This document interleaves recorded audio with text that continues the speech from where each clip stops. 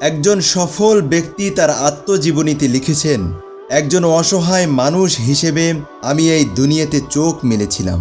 প্রতিপালনের সময় থেকেই ক্ষুধার স্বাদ আস্বাদন করেছিলাম।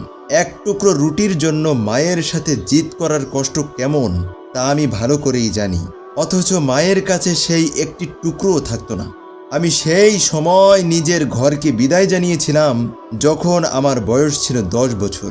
11 বছর বয়সে আমি মেহনত ও মজদুরি শুরু করে দেই। বছরে শুধুমাত্র একটি মাস পড়াশোনা করতাম। 11 বছরের বিরতিহীন পরিশ্রমের পর আমি 2টি গরু এবং 6টি ভেড়ার মালিক হতে সক্ষম হই, যেগুলোর দাম ছিল মাত্র $84। আমি একটি টাকাও নিজের আনন্দ ফুর্তির জন্য ব্যয় করিনি। আমি যেদিন থেকে উপার্জন করতে শুরু করেছিলাম সেদিন থেকে এক একটি টাকা সঞ্চয় করতে থাকি। আমি প্রকৃত ক্লান্তি সম্পর্কে খুব অবগত আছি। কাজের সন্ধানে আমি মাইলের পর মাইল পায়ে হেঁটে অতিক্রম করেছি, যাতে করে সাথী সঙ্গীদের কাছ থেকে কাজ সম্পর্কে জিজ্ঞেস করতে পারি এবং নিজের শ্বাস প্রশ্বাস চালু রাখতে পারি।